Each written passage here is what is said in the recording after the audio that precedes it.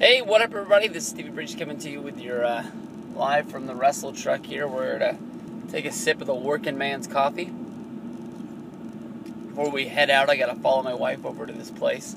Thought no time better than now. I always like to make a Tuesday morning video talking about the stuff that I saw on Monday Night Raw after you let it sink in after a good night's sleep, and basically. The one thing I want to talk about, because everybody's already beaten the Seth Rollins into Evolution thing to rest. And honestly, I don't think we're really going to know what's going on with Seth Rollins until we hear that first promo.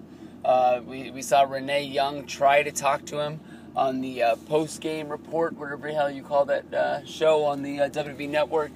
And he and Orton just slid right past her and moved on down the road. Triple H, it took 1 second to say that he always wins, even when he loses. And I think that once on SmackDown, or maybe if they wait till Monday Night Raw, if they want to do it right, that's when we're really going to get our real answer to why Seth Rollins, killed the Shield. But in passing, not even in a segment, they announced the WWE Championship match for the upcoming Money in the Bank pay-per-view, which will be a stretcher match between Kane and Daniel Bryan. With that being that if Daniel Bryan is not physically able to wrestle, if he cannot pass a physical and he will not be able to go, the WWE will be forced to strip him of the WWE Championship for real this time. And the Money in the Bank ladder match will be for the title. And that's just how it's going to be.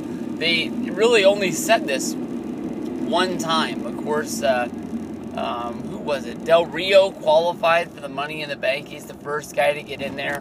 Kind of funny how he's the guy who hasn't won a match since before WrestleMania, hasn't been on a pay-per-view since Mania, since he was in the Andre the Giant 30-man Battle Royal.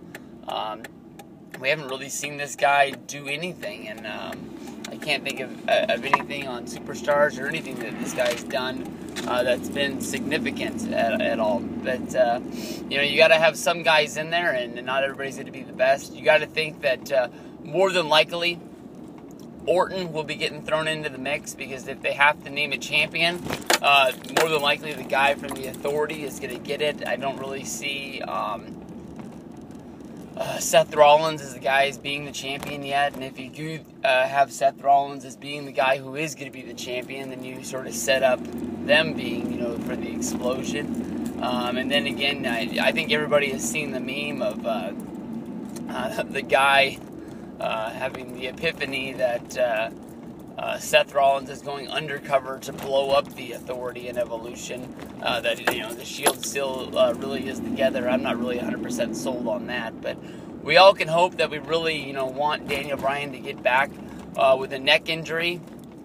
It's always kind of weird, when these guys are going to be back.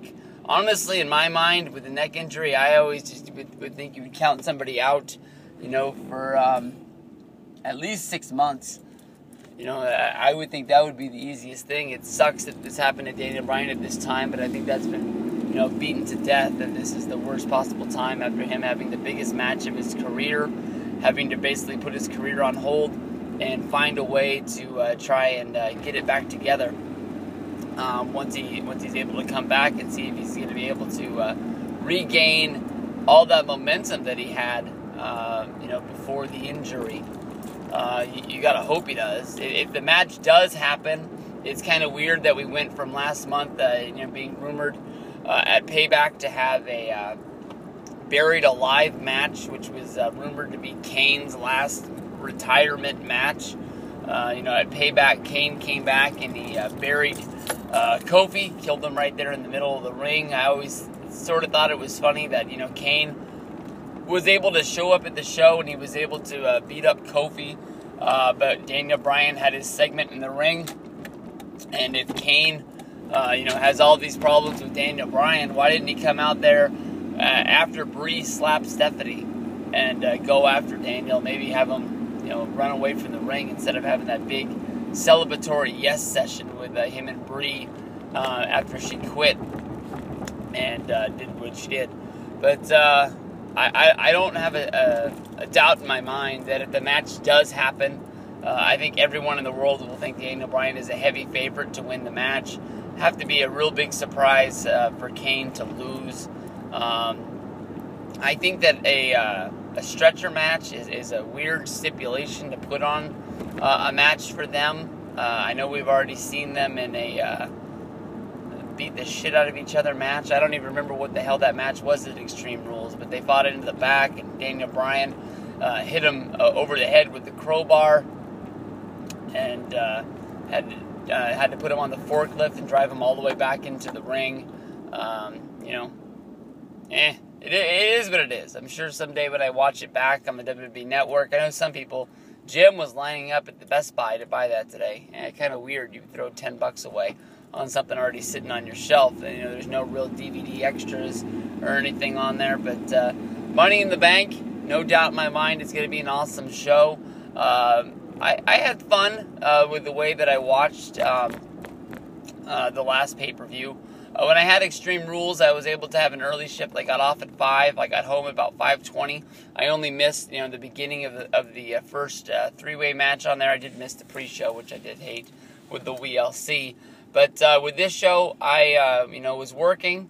I saw a good amount of it, and I came home and I watched the whole thing on the on-demand feature on the WWE Network. So, not sure. I would love to have the day off if I could.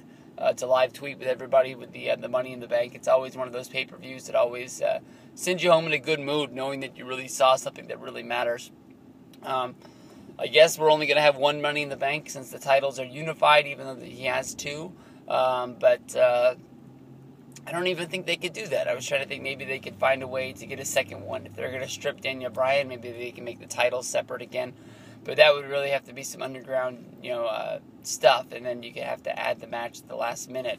But then again, I think as the date gets on, Daniel Bryan's going to be able to know. I don't really think he's going to be a game day decision. They might make it seem that on TV, but I'm sure 2 weeks out they're going to know if Bryan's able to go or not, and maybe they could have a second Money in the Bank with guys like Miz, Ziggler, Sandow.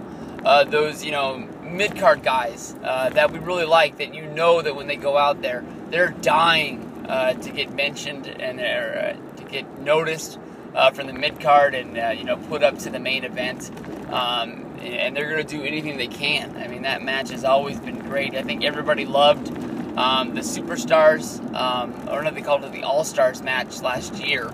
But to me, honestly, the one that Sandow won when he pushed off Cody Rhodes. There were just so many guys in that undercard one last year. That one really stood out to me as a great match. I think everybody remembers Punk being turned on by Paul Heyman, and that was a good moment. But Money in the Bank, it's coming up.